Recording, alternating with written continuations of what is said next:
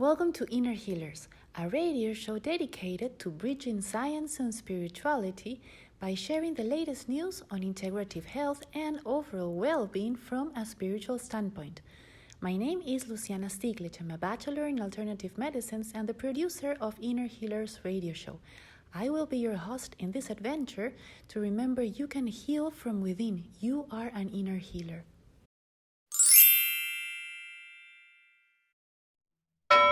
Here we are. Okay. Hello, everybody. Welcome to Inner Healers. Inner Healers is a worldwide community who is very interested in bridging science and spirituality. And this is why we have created a radio show to be able to give a voice to all the people who resonate with this message, because we believe that we can all heal from within. So we are all inner healers. Today, we have an amazing guest. We have had her before on a radio show. I'm sure you remember her. And I think her experience and her resources are very much needed in these times. So I think she's here because she needed to be here right now with us. So luckily we have Lynne Forrest with us. Hello, Lynne. Thanks for joining. Hello, Luciana. It's always a pleasure to see you and spend time with you. It's beautiful to have you here.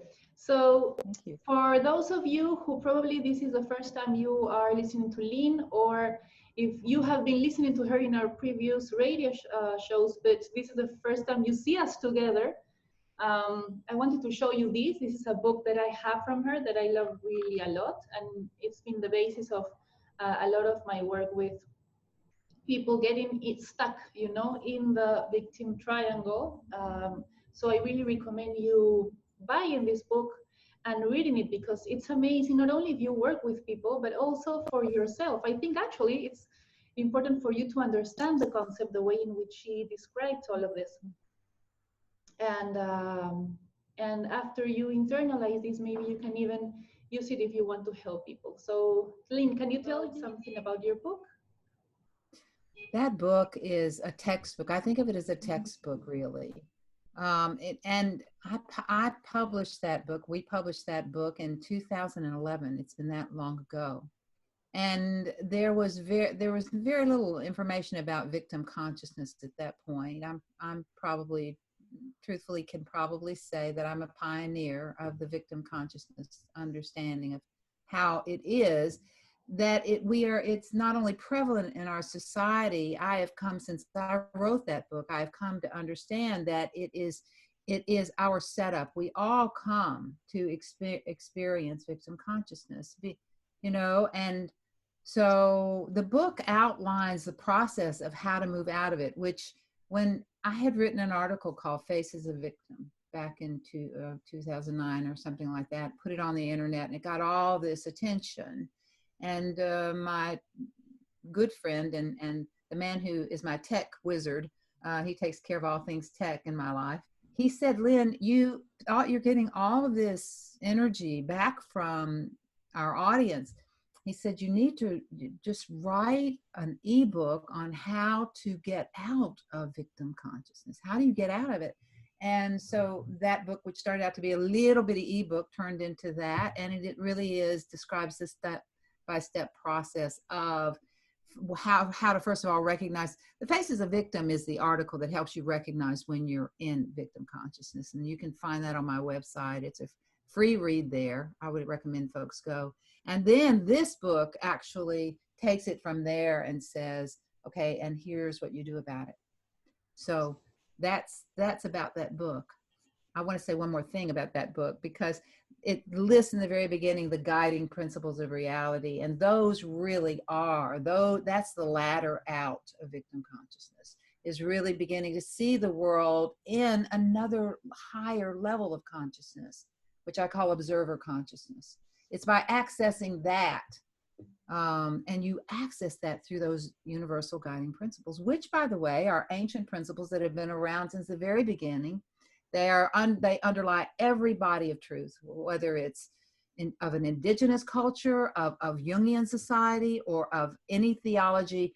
When truth is spoken, it resonates and reflects these principles. And they're very simple, but they are profound when people understand them. So that's what I spend my time doing, is teaching people how to use those principles. I really believe, guys, if you have a chance, I really believe you should have this book. You know, this is a book that should really be in your library, um, because it's very important. And every time you read it, you will see a different. You will see that there's something in there that will help you out in the moment that you're living. And it doesn't matter if you read it 10 times, because at 10 times you will find something that you can learn from it. So I really suggest you get this book. Lynn, can you please also, for those people who might be listening to you for the first time here, can you please tell people a little bit about your background? Lynn also has a very interesting and integral background. So can you tell our listeners about this, please? Well, I had the best of all setups for the work that I do because, as I said, I believe that we come in with our belief lineage, both our mother's and father's lineage of belief systems. That means belief systems, what it is they believe, their families before them believe, all that comes down to us. It's in our very bones. It's in our DNA setup. So we have all of those beliefs, and then our parents show us how to live it out. And so we are going to take on a setup that has us feeling on some level separate from who we truly are, who we remember we are when we get here, and then we shortly thereafter forget, and we feel separate from. And from that state of consciousness separation, we go into a place of feeling at the mercy of life, because it's just me against the world, and this world is a big, scary, dangerous place, and I need to protect myself. So you were asking me something about my history, and I said I came in with the best of both worlds. I had a mother who handed me these principles. She was a metaphysical student and teacher in her own right. Well, principles, and she raised us on them. My siblings and me. There were three of us. There are three of us, and then so I grew up, and then my father's side of the family were total Appalachian Mountain dysfunctional. You're just as dysfunctional as it gets, and with the isms, the sex addictionism and the alcoholism and the all of it. And so I had that, and then I had these principles in which to apply to that.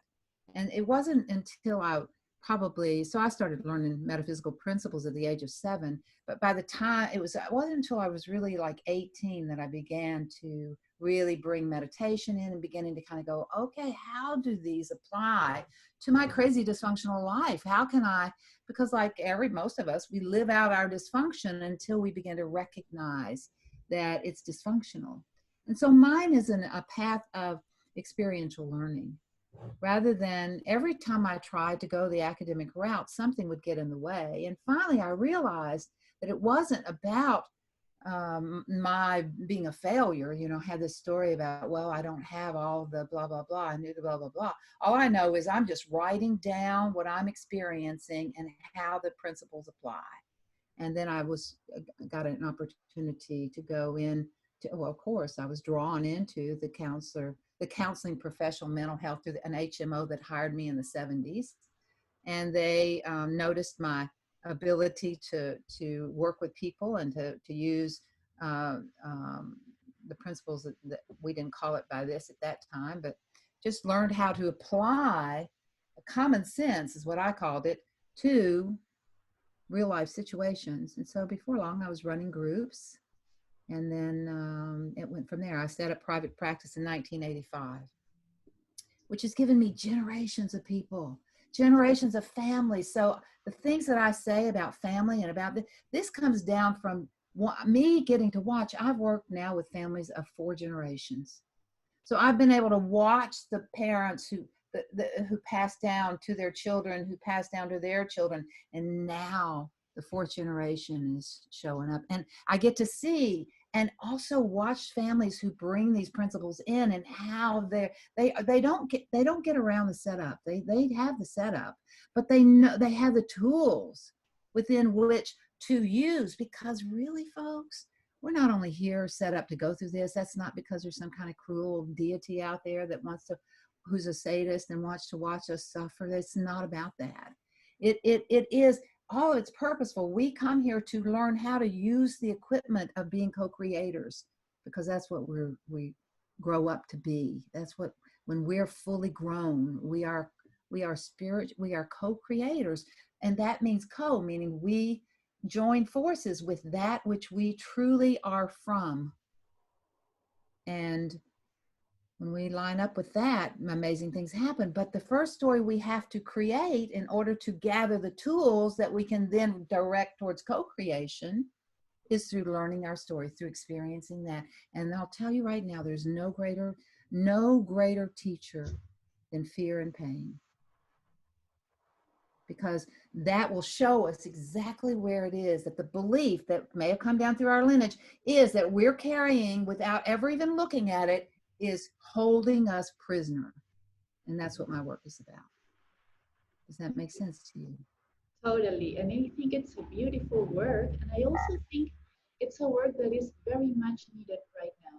So before we go further, I was wondering if you can explain to our listeners what do we understand by victim consciousness? Yes. Victim consciousness is a state of mind that we, as I said, we come into experience. How do I know that? Because there is not a single one of us on this planet who didn't come in through infancy.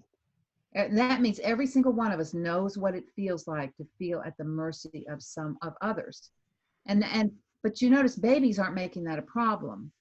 They're not saying, but the reality is they can't talk, they can't walk, they can't feed themselves, they can't even go to the bathroom. Nothing. They are totally dependent and powerless. And we are all set up to know what that experience is. And then, like I said, we receive this. So that sense of powerlessness that says we then, as we grow up, feel deciding that we are separate, we buy this idea, and this is the first painful, untrue, frankly, belief that we as humans take on, and that is that we are separate from that which blew us into existence. I mean, it's the breath. We come with the breath, I come in and release, and and it's through that, it's this energy, we're flow, we're part of that, we are energetic beings, and this form is a form of that mind. And the ancients had a way of saying that all of it, all 400 billion plus galaxies is happening in the one mind of the creator. We are extensions of that mind. We are thought projections of the creator mind. And that is who we are in truth. But we think we are the unhappy set of beliefs that we've been set up to believe we are. And so I'm not enough. I can't do it. There's something wrong with me. I'm not lovable. This is victim consciousness. It's believing that I am the reduced version rather than remembering. And so we're all here to remember to reach for and reconnect with that which we really are. That's what I've come to see and believe.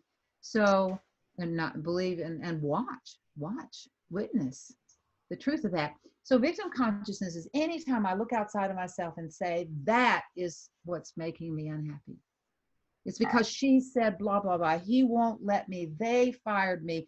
I can't get, because the coronavirus, now I'm a victim. I am at the mercy of, I'm powerless. There is nothing more fear invoking than to feel powerless.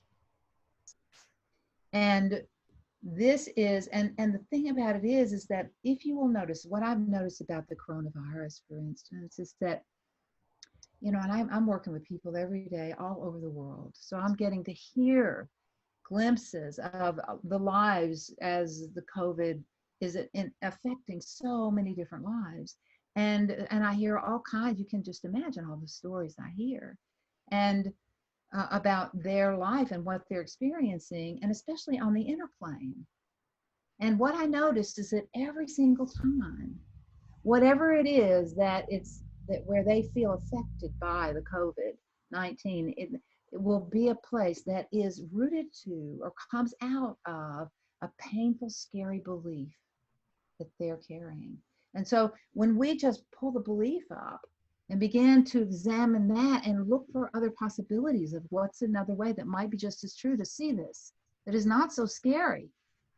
Then that begins, this shifts. There's a principle that says the world is always mirroring to us what we believe. If I'm believing fearful thoughts, I'm seeing fearful things, because that's where my focus is. We see what we're focused on. We see what we believe. Beliefs are like a filter. I know I hope this is, I'm not jumping ahead too much or going too fast. Am I? Am I doing it okay? I love the capacity that you have to put into words information that otherwise would be so dense and so complex to understand. So you have this ability to ground it in a way that we all can understand. So I want to thank you for that, because You're so yes, it was, your explanation was very clear. And now I have another question. So how does this victim consciousness place itself out inside the victim triangle? Oh, back to the victim triangle. Well, so when we buy the story of separation, when we buy that it's just me alone in the world, and it's a scary world, then the very next thing we're going to need to do, the next question the psyche asks, who's all about protection, is how am I going to protect myself in this world, this scary world? How am I going to keep from getting eaten by the saber-toothed tiger? How am I going to protect myself from COVID-19? It's the same existential fear, and based in the fear of survival. And so we take on a defense strategy, and that's where the victim triangle comes in. The victim triangle is the 3 defense strategies.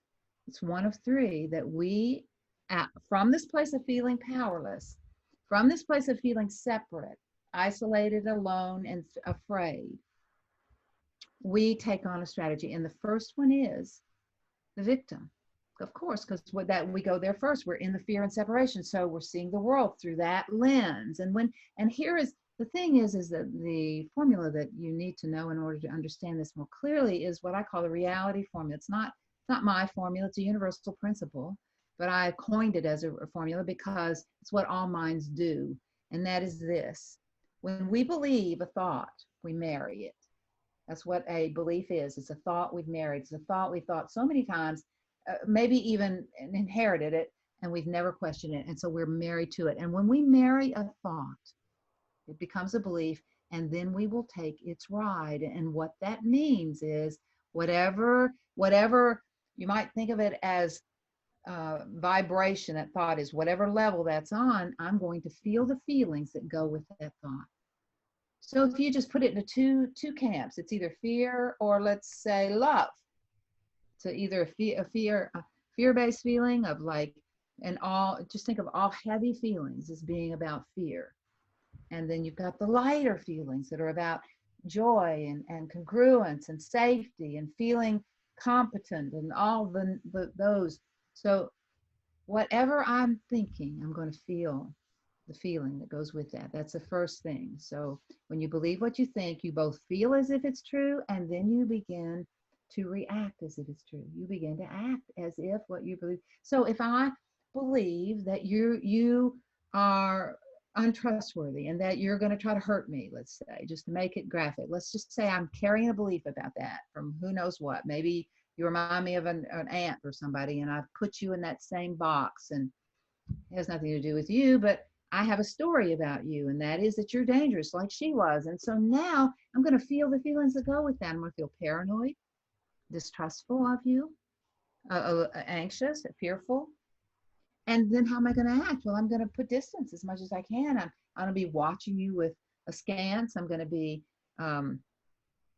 maybe doubting you and therefore questioning you, and maybe putting up, just sort of a wall between me and you with my remarks so what are you going to feel? What are you going to see? Well, you're going to feel that, and you'll begin to have your own story about what I'm doing. And then you'll feel the feelings that go with your story, and then you'll act out of that, and you'll do something. Maybe you'll bump up against me, or maybe you'll accuse me of, like, why don't you trust me? And then I immediately have just gathered evidence that my belief about you is right. And this is what all minds do. It's called the reality formula. When you believe it, you will feel and act as if it's true. And when you feel and act as if what you believe is true, you will act in ways that will invite the other person to prove you right. This is what we're all doing. So this is what victim's about. Victim's about looking at the world, and instead of seeing a mirror that's reflecting back to me my own belief system, because I'm reacting to you not because of what you did, but because what I told myself you were doing or would do or might do. Right? And so now I'm going to train you how to treat me based on the way I interact with you. And you will prove me right. And so we learn to use the world as the mirror that it is. We learn to say, when I have a scary feeling, instead of going, what is it you're doing? Which takes me there's a problem here. I'm not feeling good. And it's the world's fault. Somebody's doing it to me, victim consciousness. And now I'm feeling all the feelings that go with that. I'm acting it out and I'm proving me right. And I'm calling evidence. I'm calling that evidence. And the reality about evidence is all evidence doesn't make it true. It just means you're that committed to believe in it. And so you're busy feeling and acting in ways that will bring you evidence. Does this make sense to you? Yes, it does. And I wanted to show our listeners, this is part of the book that I was telling you about, guys. So there's victim at the bottom. And this is what she means when That's great. about the That's victim great. triangle. These are the 3 strategies that she was mentioning. So you've got the victim, and then the next thing we do when we're in victim is, we decide, am I going to collapse, which is victim, and collapse is actually defense strategy. There are many people who live their life in collapse with the idea that I can't carry me, maybe somebody else will, and they will find somebody who will, and that is a defense strategy. It's how they survive. The second way is they'll attack. They'll become persecutors. We will become. I act like I don't. Yeah, no. We all do this triangle every day, in and out, all day long. And then the third strategy is to rescue you. All 3 of these are based on blame, and all 3 of these strategies are based on seeing a problem, because that's what victim consciousness is. It's a problem mentality. It means I'm looking out there for why it is I feel whatever I feel. And that means I'm looking for the problem. I'm looking for what's wrong. And then the next thing, as soon as I decide what's wrong, the next thing I want to know is who did it? Who is to blame for this? Oh, yeah. Blame is the primary characteristic of victim consciousness. Yeah. And so there are those 3 strategies, and each one of them blame in a different way. Victim blames himself. I don't have what it takes. I need to be taken care of. I can't do it. The persecutor is blaming anyone else but themselves. It's, because they see themselves as victims. You did this to me, and now you're hurting me, and that justifies me hurting you. I have to get you before you hurt me. And then the third posture is the rescuer that says, I'm not important in and of myself. My needs don't matter, but you're important, and I know that I can be important if I take good care of you. I will rescue you. I will fix it. I will people please. I will control. I will martyr myself and sacrifice myself for your needs. And then I'll move into martyr, which is a rescuer and victim. And because all these positions move around that triangle. They don't just stay in one spot.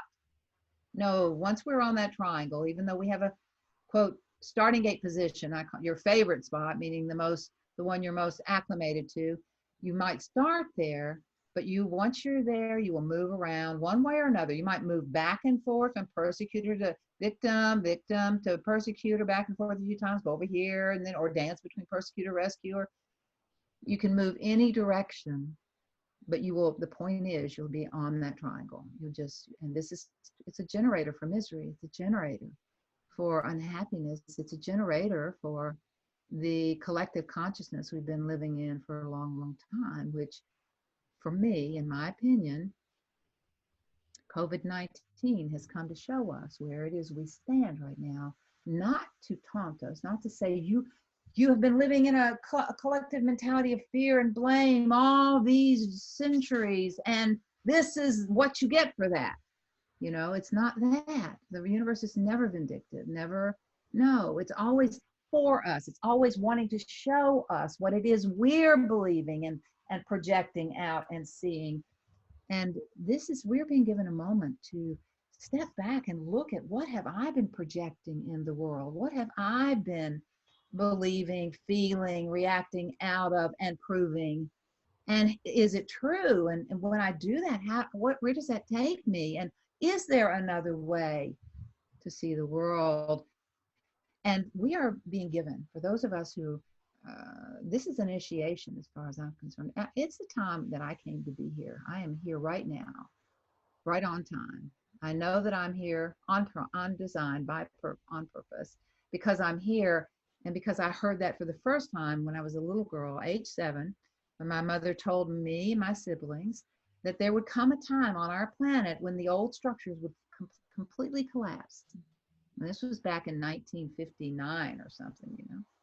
And she said, and then out of that, the new will arise. And that was the first time I ever heard the whole concept of the phoenix rising from the ashes. And so all my life I've been waiting and training for this very moment in our history. And I'm not the only one. There's a bunch of us out here, probably many of you who are listening. Certainly you are. Luciana, I would say you came here to be here now. Don't you feel that way? Totally. Yes, we were talking about this before the show, because I really believe that everything that happened, like everything that happened, has made me the person I am now. And now I am able to serve my purpose. You know, I believe that all of us come here to serve. We all bring resources, we all bring gifts, and we all come to experience as well, you know, because we give all these gifts out, and then in giving them, it is that we grow, and it is that we expand, and it is that we have an experience of what it is like. So I really believe that everything that happened before right now was building me up to be able to stand up right now. So yes, Absolutely. and you know, you were Absolutely. just telling me exactly the same. So I think that is beautiful, you know. Well, I mean, it is true, and there are some of us who are just now waking up to that. We're in different phases, but we're being handed people who are drawn to this particular kind of exchange between you and I are having right now. You're being drawn to the places that are giving you opportunity to shift out of victim consciousness, which has been the language of our species for always. And I mean, since, you know, on this plane of existence, I believe we're eternal beings, and we are energy, and energy doesn't die, it just changes form. We know that energy doesn't. So, you know, I like to say, I don't know where I've been or where I'm going from here. I know this. I don't have that memory, but I do know this, that when the breath leaves this form and it falls away, I go with that. I go with that. That is what brings me consciousness, and that is the source of that. And so when I remember that I'm hooked up to that, then I remember that I have access to all the power that ever was. And that is the antidote for fear. When we understand what we come from, people say, well, you seem so confident. You don't seem afraid at all. I'm not walking around in fear. I am confident. I am source confident, not self-confident, source confident. Confident that I am connected with something, that something is running me that is purposeful by design. And yes, I'm a temporary form. This, what I call me, is a temporary form. And I have an exit date, you know, but it will be right on time. So I don't have to worry about that. All I know is this form has been co-created by that, and it's a collaboration, I believe, in order to um, be here now and really have this opportunity to feel and be a part of sort of, I think of myself as a Johnny Appleseed of consciousness. I'm just walking around sprinkling seeds of, wake up sprinkles. So that we can remember and choose, if we want, to let go of blame. And move into observer consciousness, move out of victim and begin to take 100% radical self-responsibility, understanding there is nothing I meet on my path, including COVID-19, that is going to have any impact on me other than that which I have said yes to on some level. And I can trust that. I'll tell you the story. My son had COVID. He's now on the other side of it. And we talked about it, and I was the person who delivered to him and all, took care of him, all that. And we knew within the first 48 hours, when he began to really get it, that was what was happening for him. We talked about it. He said, well, we both said, well, it's for you somehow, because that's the universal principle. It says it's for you. So what do you think? How do you think it might be for you? And he said, well, I'm really thinking that it may be that it's bringing me the antibodies I need to be able to move on from here without having to be afraid of it, and to learn and he did. He went through 15 days of running fever every day and doing that thing. And he has heart and lung issues. He had a major heart attack 3 years ago. And so he has an impaired heart, supposedly. He doesn't live like he does. And he's an amazing human being. And he did. I said, well, it's not gonna take you down. I can feel energetically that you're not going anywhere. You're good. And so I was able to move through that time without being fearful for him.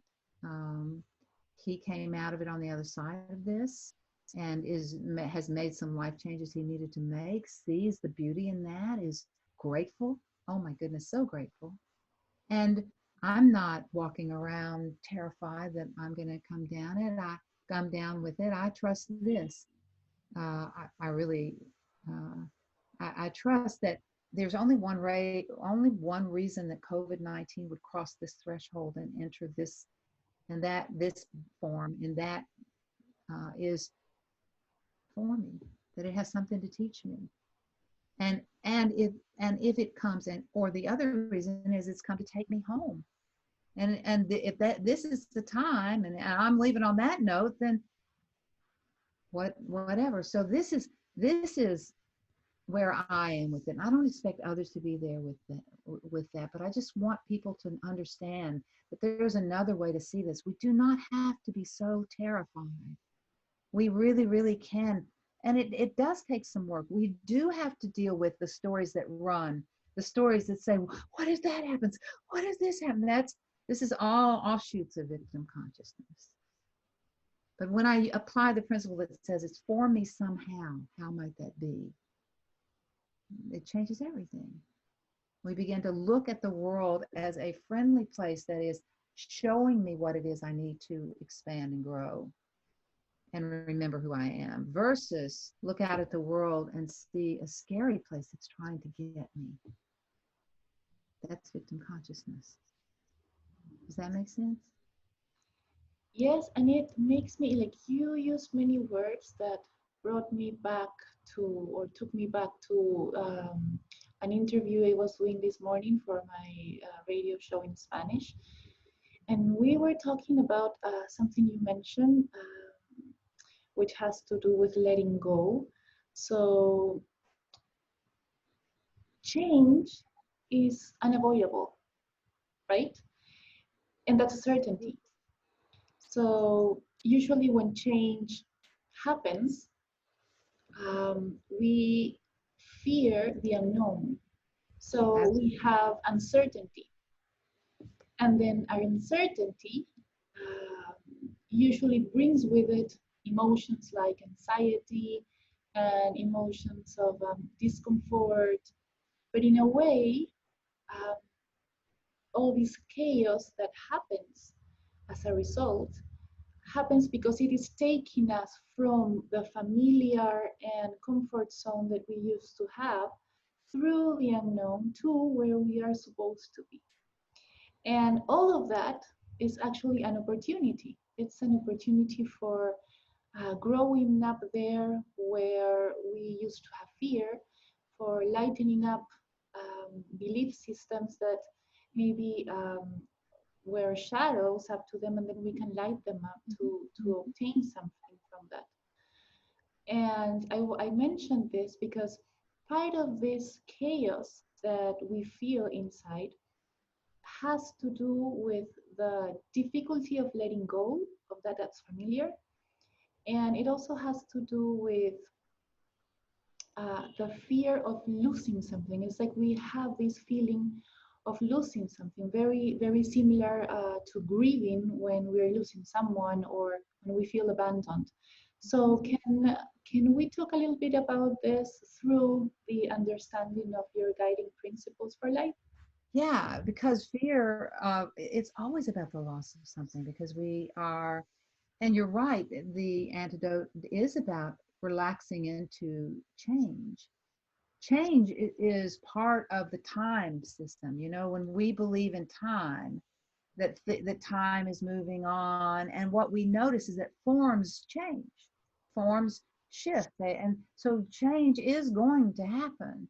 And so we are, but if we are holding on to, because really that it's a form, holding on to, afraid to lose something is, um it's it comes out of the fear of not trusting that I'm going to be taken care of, that there's going to be something else flowing in. It's looking back and this, rather than trusting that I'm being carried somewhere, that I'm on a stream that's moving downstream to something even better, if I can allow myself to believe in that. But if I'm holding on to the past, saying this is as good as it gets, it will never get any better than this, I will never have that again, and therefore it's lost to me.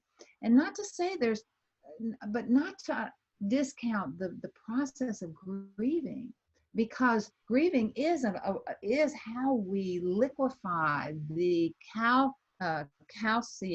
calcinated um, attachment. When we hold on to something, we have an attachment to it, and and and that's not a bad thing. That it's what humans do. And but part of releasing is a grieving process. It's like tears are the dissolution part of the alchemical process of releasing that which has formed through attachment.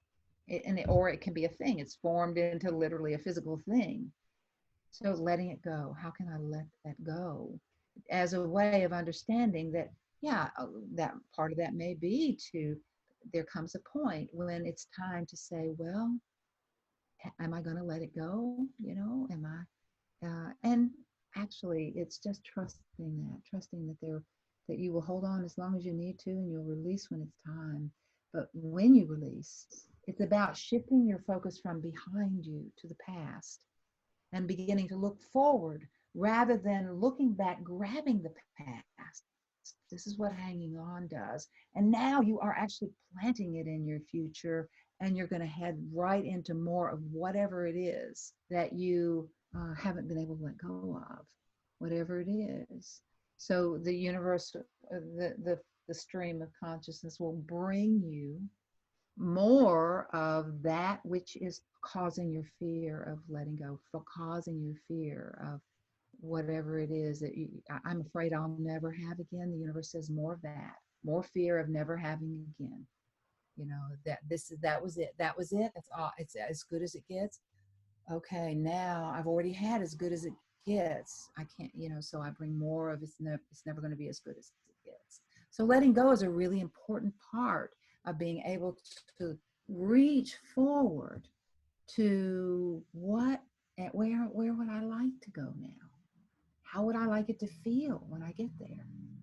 What do I want to see when I get there? And move and allowing that to pull us forward into where we're going rather than just, transplanting the past into the future.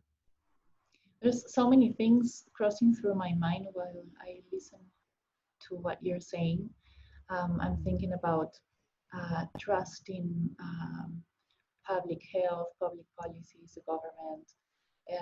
It's like there's so much going through my mind because of all the things that I've been listening to in my patients. And I want to ask you about something.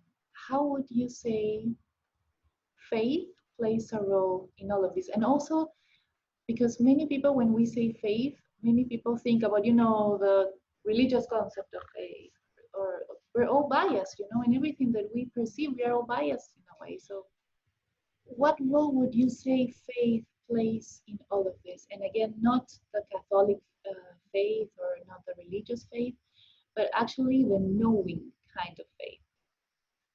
Well, faith turns to knowing. It does turn to knowing. And you're right, it's not religious. The religious sort of faith you're referring to has to do with coming again from the old frame of reference of believing that something outside of me, God outside of me, separate from me, who I have to appeal to, reach for, do it right by, win approval from, deserve, blah, blah, blah, blah, blah. We set up all these conditions for what we must do in order to get that from out there, and therefore, and have faith in that, And that doesn't really work because it's still separate. It's still victim consciousness. It's still, I have to get it from outside of me. More the sort of faith that is more potent, I've found in my life and in watching others, is to remember that I'm already a part of that oneness. There's nothing that I am that which is connected to what I am. That is what I am.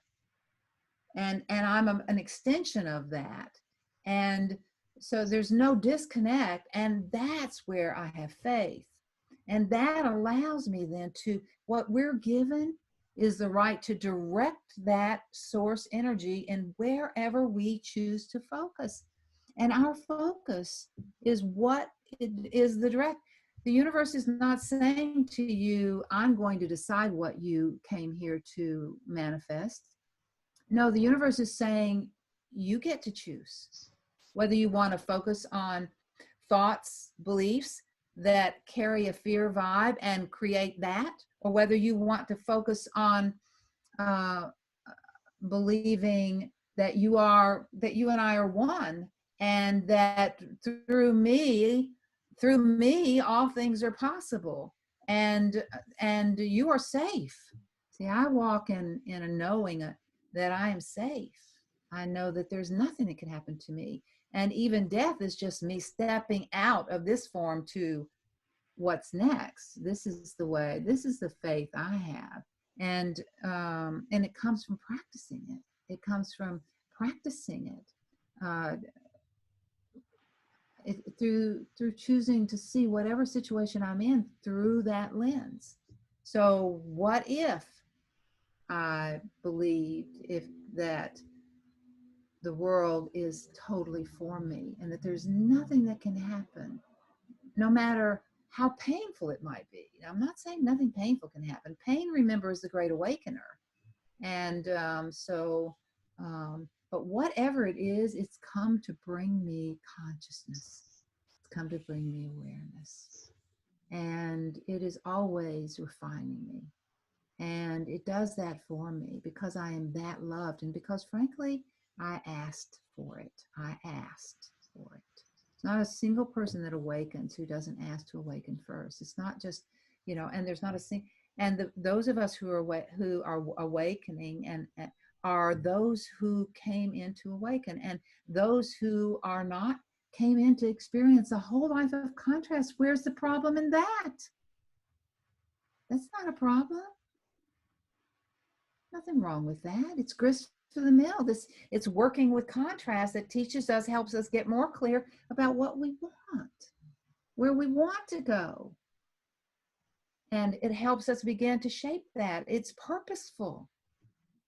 And I Painful as think there's hell, but something purposeful. beautiful in what you say as well, in the sense that like I've known you for some years now, and I've known that you, like everybody, have your hard times as well.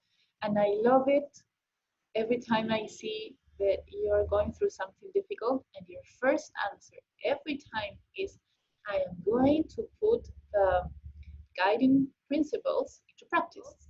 And it's beautiful, you know, because it's not You. just that you wrote a book and it stays there. You actually live your talk. Well, And I think that is one of the most amazing things that you can give people who follow you, who work with you, who attend your online classes and yes. sessions, because it is true. And it's beautiful how you show everybody that if you can do it, all of us can too. That's the way I feel So, about it.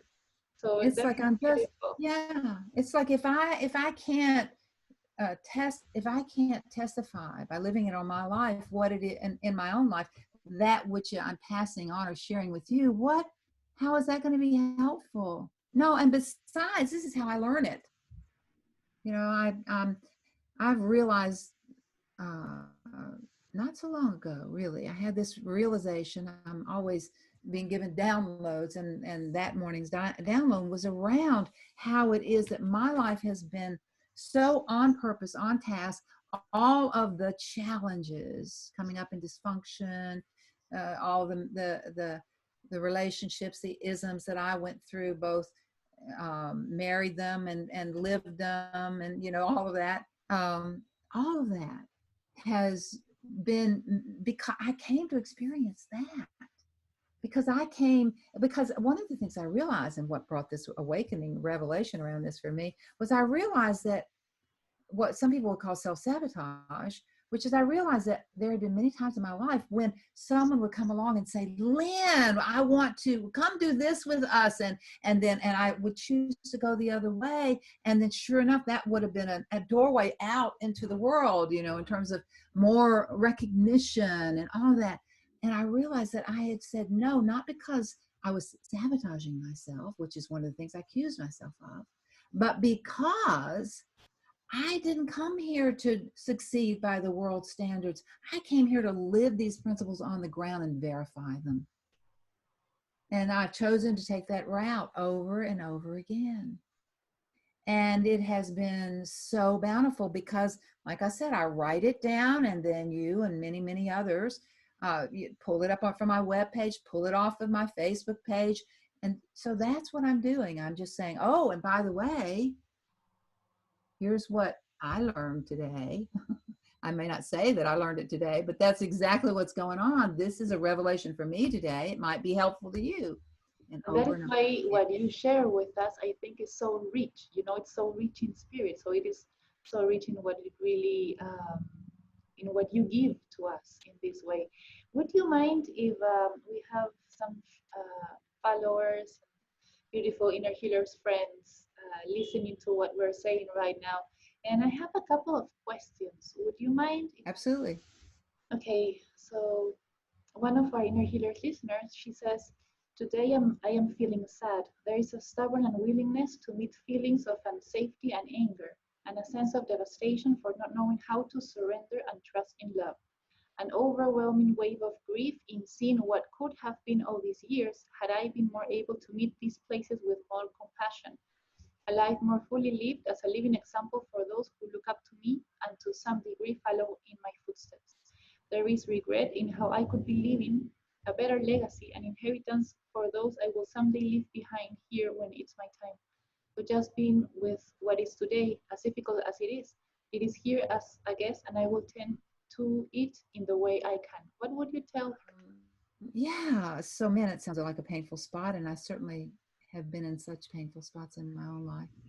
Um, yeah. So, here's the thing, what I hear is an underlying belief. I would ask you, what is the belief that is bringing these thoughts that, and what I'm hearing is a lot of feeling, an emotional tone of regret, which tells me that there's guilt or there's some sort of And so I would ask, when you are regretful, when that's the feeling, what is the thought that you must be thinking that's coming, that regret is coming out of? Remember, when we think it and believe it, we feel the feeling. So regret is a feeling that you're feeling in relation to a thought you're believing. And I'm wondering if the thought, based on what you're saying here, might be around the belief that you did it wrong somehow, that you're a failure, that you wasted your life, that you should be somewhere else. Oh, there's the should. Yeah. Um, and then to ask yourself, so when I believe I should be somewhere else, I shouldn't be where I am, that as a matter of fact, I have maybe even permanently um, set my life astray so that I can never make up. I'll never catch up. I'll never, can you feel the heaviness, the energy? Think that those thoughts, what is the emotional tone that creates? And when you feel that, how do you act? Who do you become when you're walking around with the heavy load emotionally? Because emotion is how it is. It's a tool. It's how it is we project into the world, whatever the vibrational frequency is of the thought we're believing. It projects that energy out into the world. And when that, we are both receivers and transmitters. When I transmit that feeling out into the world, I will attract to me the very thing that matches that feeling tone, that emotional tone. I will draw that same emotion. And this is how another way that we provide ourselves with the evidence that says what I'm believing is true. And so I would ask, so when you believe that thought, any of those thoughts, what do you feel? And then how do you act? And how would you like it to be? What if you didn't believe that thought? Not saying you shouldn't believe it, not saying it's not true, not telling, but what if you believed the opposite of that? What would be different? How would you feel if you believed that your life was by design, on purpose? That there is not a single thing that you've experienced, because how do we know you should be where you are? Because it's where you are. How can we be somewhere we shouldn't be? What is this should thing? That is totally made up. That's such a mind, game of like, okay, Shouldville. I like to say that Shouldville is the hometown of the victim ego. No such place except in my own mind. And then we go around with our shoulds and we're looking for how the world doesn't measure up to our shoulds. And how do you think we're going to feel? We're going to be constantly, and then this is a problem now, and I need to find who's to blame for it. And look at all they're doing, and none of that will ever take you to peace. None of it. You could, but what if you believed it was happening for you? So go. Thank you so much. And we also have Gabrielle here asking us, how do you divide your ego from your inner self? The ego is that part of me that I can tell by the emotional difference, because ego is based in fear. And so if I'm feeling any of the heavy emotions, the heavy vibrations of fear, of resentment, of shame, guilt, worthlessness, any of that kind of stuff, I know that I'm over here in the fear pile. So that's ego. It's and always you'll be able to find it on the triangle. You'll be able to see it's sort of like with Anna a minute ago. It was sort of like, so she's persecuting herself with regret. She's on the triangle in the persecutor, and that part of her that's feeling regret is the victim aspect, that little girl in her, that whoever it is in her that she's berating because she's not who she should be, where she should be. And now she's down here going, yes, it's true. And then, then sooner or later you're going to either rescue yourself or go deeper in whatever, what we do is we tend to take trips around. So then there'll be some kind of, I'll rescue myself by, I'll find some new something to believe in, and I'll start marching off into the sunrise or sunset after that. And that will fix me. Oops, it didn't. Dad, you should have been blah, blah, blah, blah, blah, blah, blah. So now this is me moving around the triangle.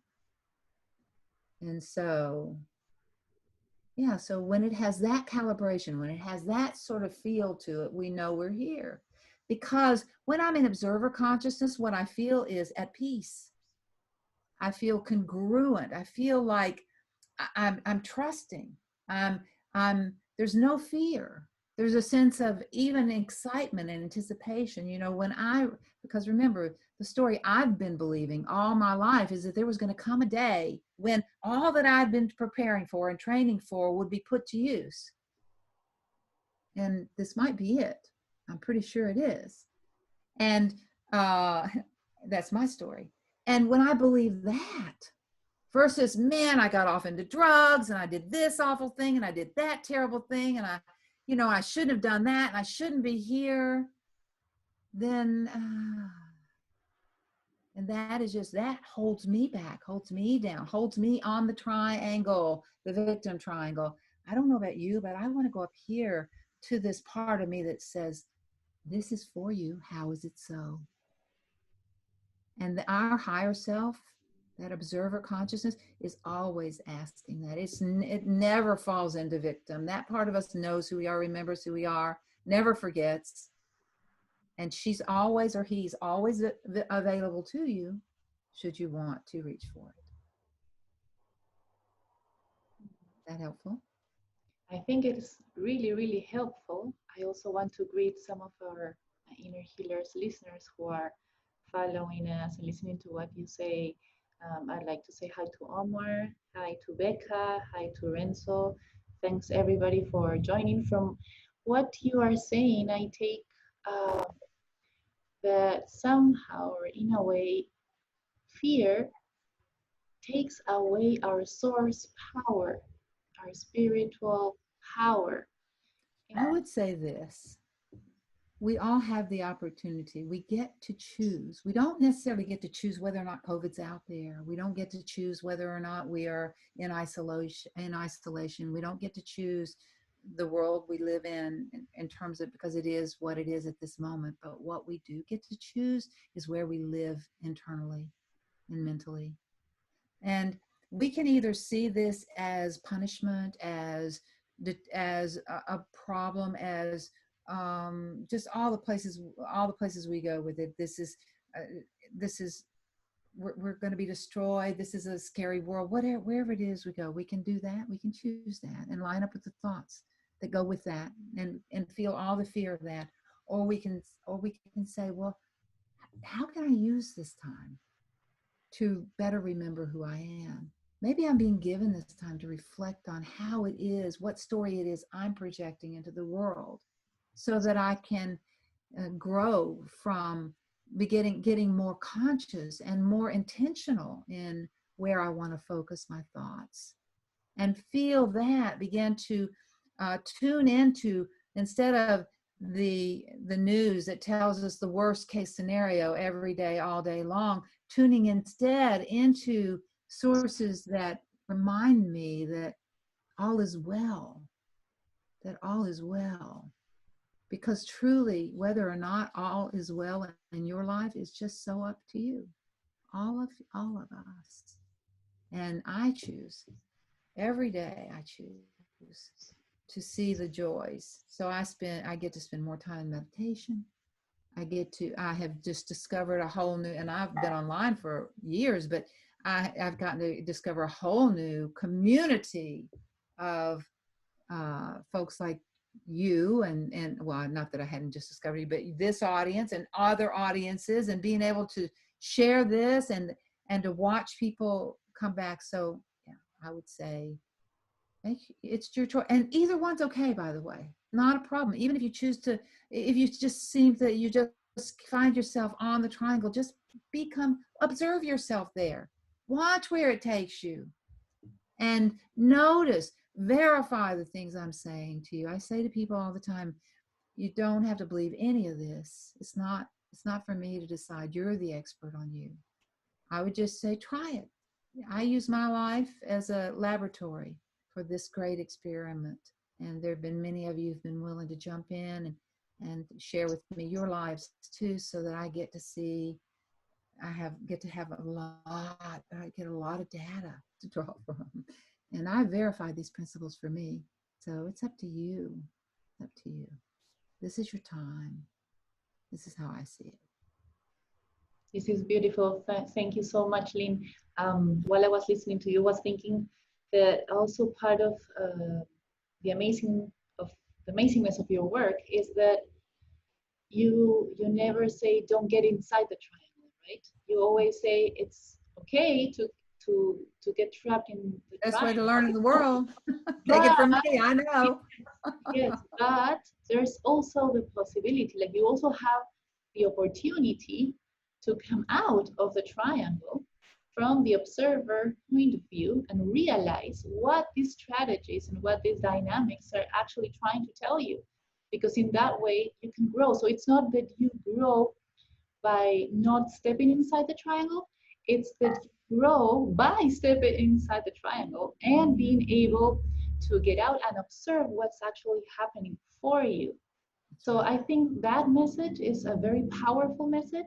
I think we all need to listen to this right now. I'm so grateful that you can be here with us today and that people have had a chance to listen to you, because it's beautiful when we're able to read it in a book. And really, this is one of my favorite books. I carry it with me whenever I have to move from one place to the other.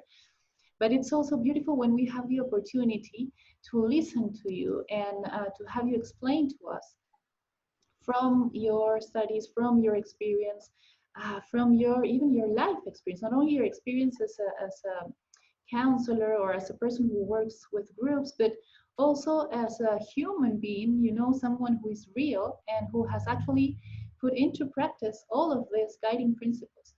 So thank you so much, Lynne, for being with us today. I'm really grateful. I'm sure all of our listeners are also grateful to have you today here.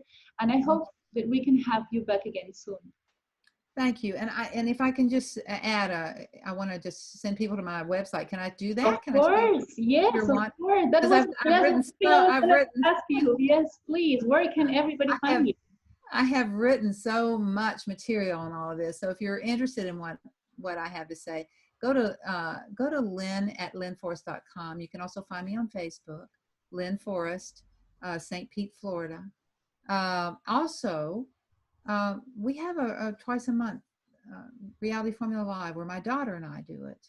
And we do very much like this, where we talk back and forth and people get on the program with us and ask, and I share with them and help people. I just hand the tools out. So for those of you who really want to learn more about how to apply the tools to your life, realityformula.com. So that's it. Thank you so much for this opportunity to be with you. Thank you. And also thank you to your daughter. Also a big hug to Andrew, who I see has been around there a little bit with us too. So thank you, Lynne, for being with us today. And send you a big hug. Hopefully one day we'll actually be able to hug each other. And I'm going to bring my book so that you can sign it up for me. Might have to bring you a new one. Bye-bye. Thank you so much. Thank you. Yes, love you. Bye. Love you. Bye-bye.